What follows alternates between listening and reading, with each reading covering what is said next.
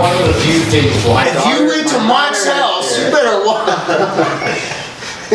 So what are we talking about today? We're talking about how, I guess, life having to train and be a powerlifter as well as be parents. The layers of a powerlifter, the roles, the different priorities. We're not just powerlifters lifting, we have normal lives. We all have regular jobs. We have kids and other priorities that pushes a powerlifting to the side. And I guess talking more about how we kind of still put powerlifting as a priority, but without having to sacrifice too much. You're gonna get diarrhea. If you drink all that, you're gonna get diarrhea so bad. Well, prior to coming here, as far as time goes, I think the best way to phrase it would be making how you fit powerlifting into your personal schedule, your life schedule, and your priorities. And for the longest time, I always trained as soon as I got home from work, so it would be anywhere from 4 to 6 in the evening. And then in the last few years, I would wake up at 4 in the morning, and then I started training at 5 in the morning. And so that way, I was done before the kids were even awake, and sacrificed a little bit of sleep. And so that gave me the ability, but of course, that sacrificed a lot of my potential because I didn't have spotters. I didn't have people there to kind of keeping me in check with keeping my intensity. But coming here, the sacrifice. Before I even come here, I get all the dinner made. My wife's not even home yet, so I get dinner ready. I get everything situated. So when she comes in, it's like this quick transition: showers, get the house clean, or at least the table set, dinner's ready, and then I'm walking out the door. So it's like at least when she comes in, it's like a little bit less that she has to take care of with the kids. So it's a sacrifice either way, but she can see the benefit of me coming here, that it's worthwhile. She sees a change in my personality. The whole part of it, my whole attitude is completely different. It's, for me, a big reason why I was able to convince this to Jess is because of the time it took to actually drive, to train, to drive back, and all that time. Even when we didn't have kids, it took 6 to 7 hours a day for my time with the drive, training, and it just for a parent's time should be like the number one thing that's valued. It is money, because it's like you want to be able to make sure that you're giving quality time with your spouse feels loved, your kids feel loved, as well as your friends and your hobbies. Like you want everything fulfilled, and so in order to maximize that, having a home gym was the best thing, and it actually saved me money in the long run and saved me time, and also probably a relationship. And so I feel like it's really easy for me because it's here and I just walk outside. Right. And so I've been where you guys are at, but I've even been where I would drive 3 hours to go train, 4 hours, drive back, and do that every day, 5 times a week. And so I've been to the extreme. And so I definitely appreciate having this, and then it being such a small town. It's still slightly inconvenience for all of us, but it's a good thing we're not in California. Yeah, absolutely. Or in a big city where it would be a 15-minute drive will end up being an hour and a half. Sure. Yeah, dude, I remember it is nice. when I lived in Houston, I'd have to drive an hour and a half to my dojo, and it was like the dojo was in Houston, and I lived in Houston, but traffic and the highways and road construction, there's always something going on, and it took me an hour and a half to get there every night. I went in, and it was horrible. So I understand. and it's really nice to have it right here. I think the big thing for me is, for us, it's easy to do this. It's easy for us to leave home because we're going to hang out with friends, laugh, and have a good time, and as well as get stronger. I feel like it's harder on our spouse and families when we're gone all the time, or at least for a big chunk of the time. And so I feel like the majority of the credit has to be to our spouses for letting us do this, and them going, okay, even though they're sacrificing the time they could be spending with family, this is making them more functional and more happy. It's something that they've dreamed about and actually want to succeed. And so I feel like you have to have a good spouse. I know plenty of people that have goals, but their spouse doesn't necessarily support those, and they will never succeed because their spouse won't support them. And yes, that may be something that they accepted when they got married, but I feel like I'm very thankful to have a wife who's super supportive. But I also like told her what the goals and aspirations and what my priorities were as well before we made the commitment to get married, have kids, have a house, all this stuff. So I feel like you need to have a spouse that supports you, or every time you leave the house, you're going to feel miserable. Because even though you're going to something good, you know that when you come home, your spouse will. There should be bitterness and resentment, passive aggressiveness. It's not something you want to have. It's nice for that to be established when you get married, for sure. Because my wife knew when we got married that like gym time was, she calls it like, that's my mistress. You know, I have my wife and I have my mistress. Some cultures that's normal. yeah. My mistress makes me happy when I come home and I can be good to my wife, you know?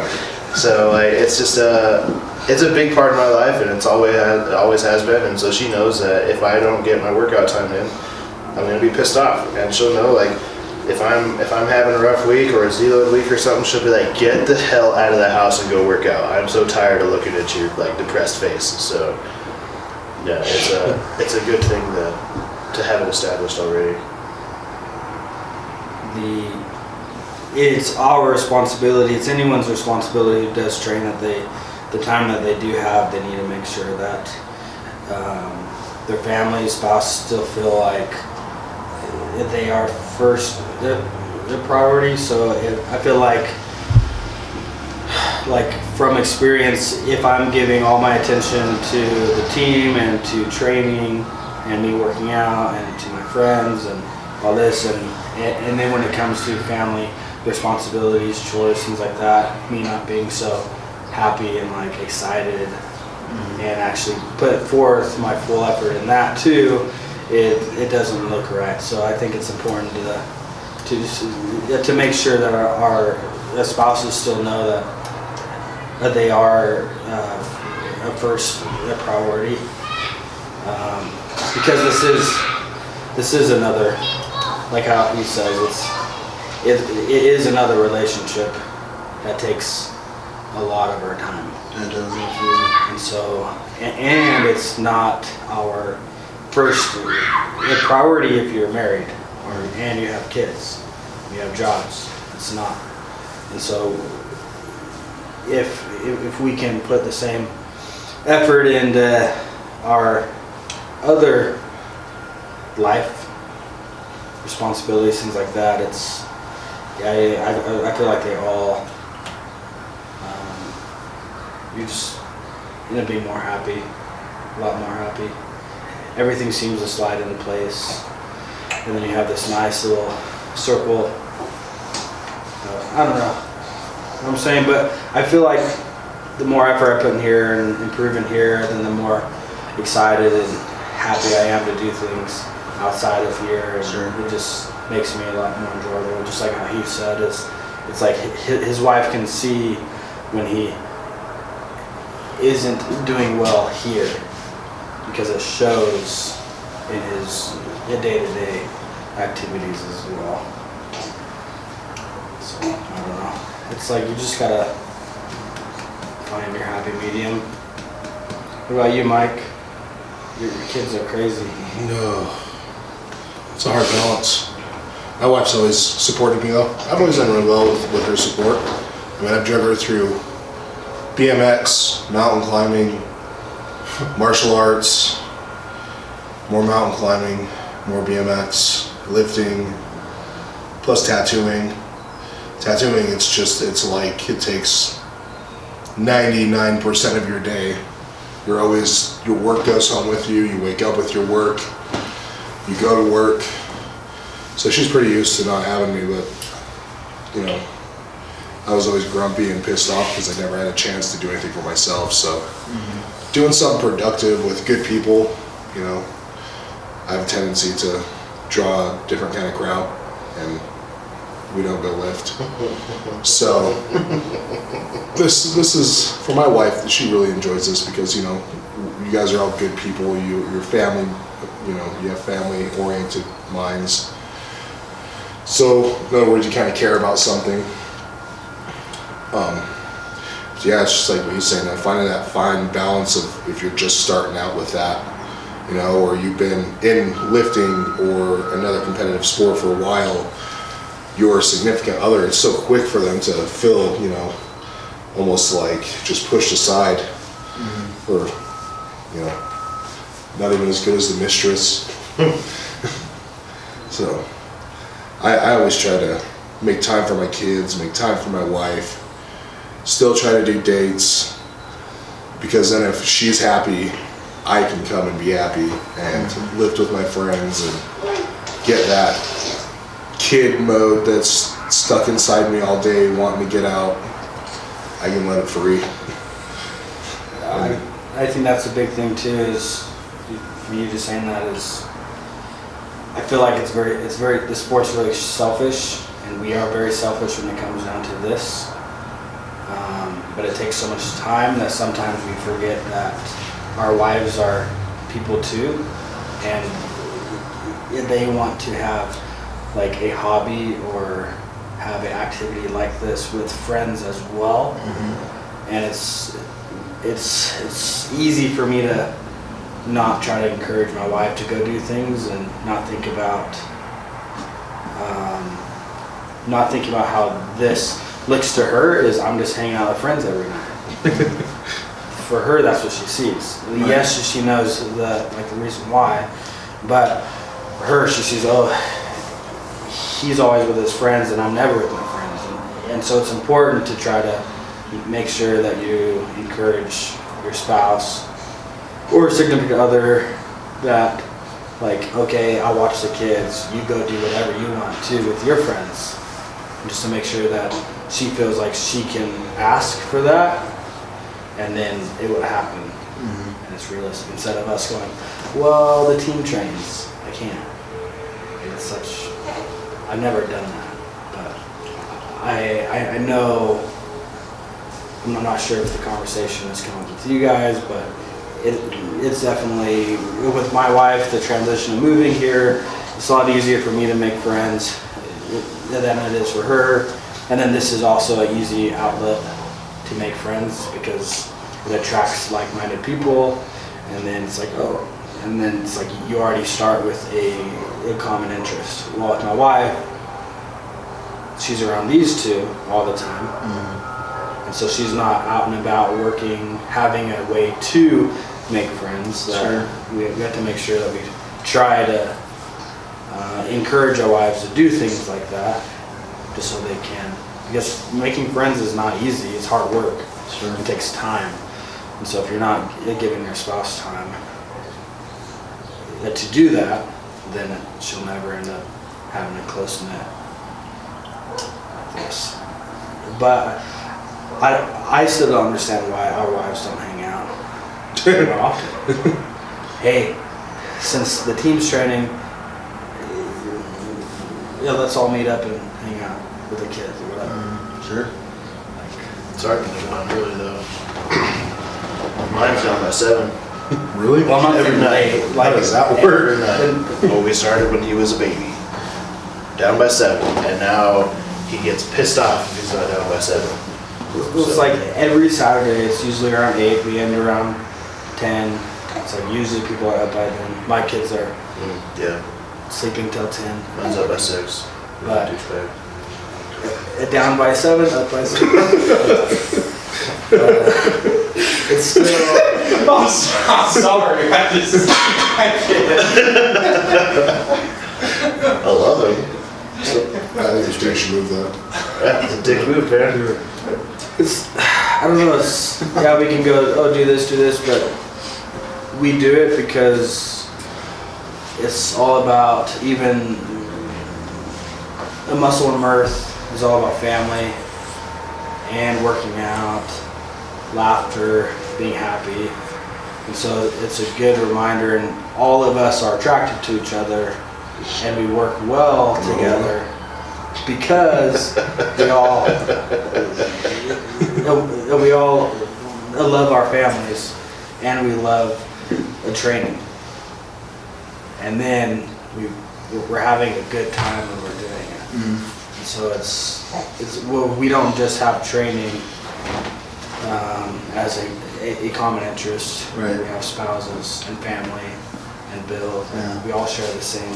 Well, I don't think any of us would introduce ourselves as, hey, my name's David, I'm a powerlifter, because that's not my whole identity.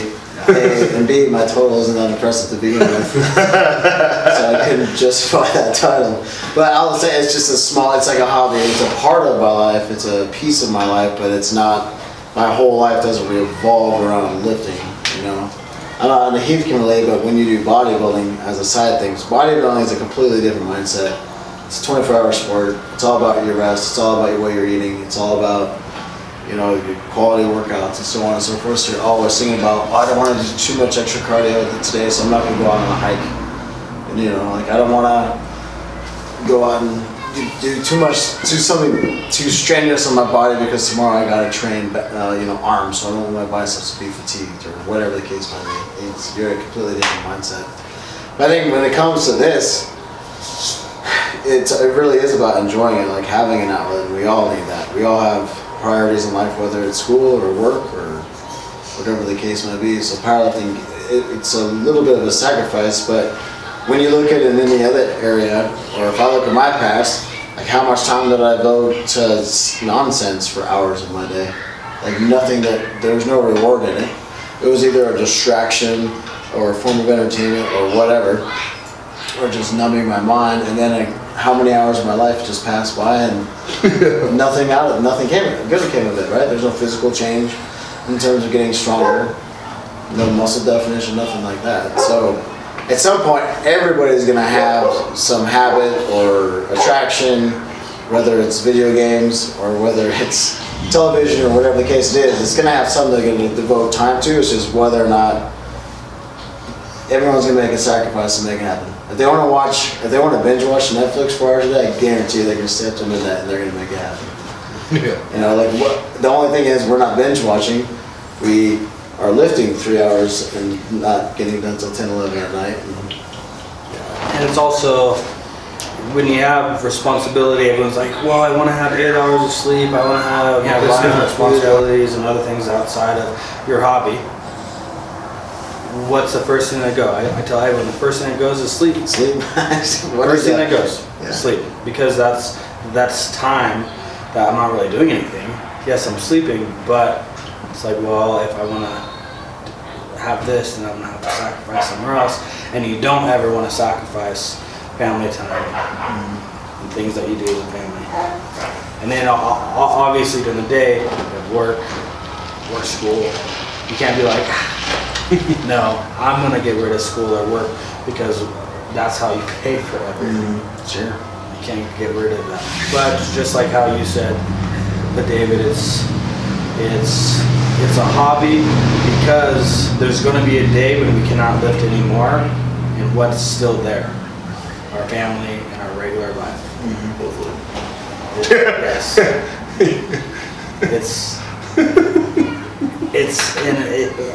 I had a supply officer in the Marine Corps say, and he was always super supportive. But he was like, it's like the Marine Corps one day will kick you out, and then what's left is your regular life and your family. Your family should be lasting forever, and so you need to spend quality time building your family and your relationship with your spouse, because that's never ending, or shouldn't. It should be never ending. But the Marine Corps, a hobby, is going to go away. Sooner or later, you can't do it anymore. Sure. You won't be able to. So we all keep saying it's important to. I think that goes back to remembering like who you are.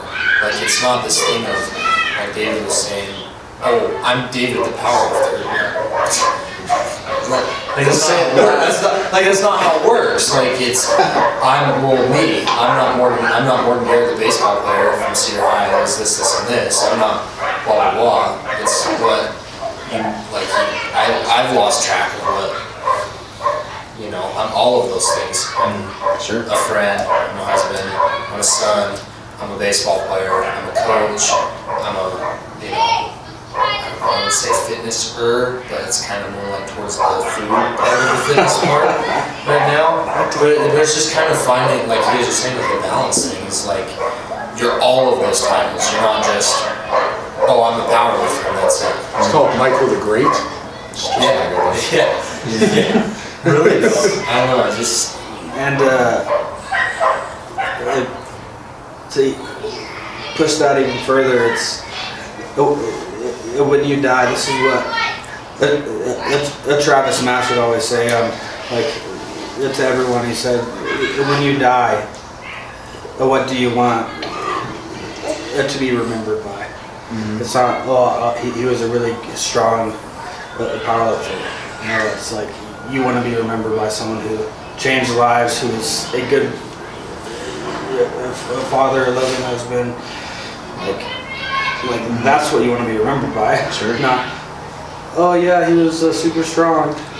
And when you're dead in your coffin, everyone's up there talking about, oh, I remember he just benched 600 pounds. Yeah. That was pretty cool. No, you don't want people to say that. Yeah.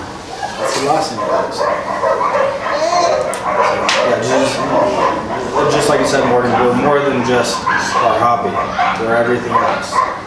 And it's important that you remember who you want to be remembered by, personality or characteristics.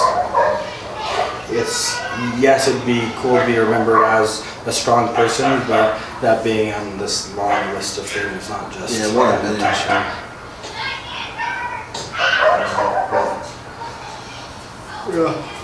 I like that.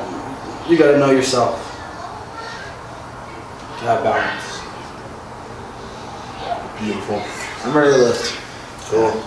I'm ready to play Skyrim and waste my life away and have useless rewards afterwards.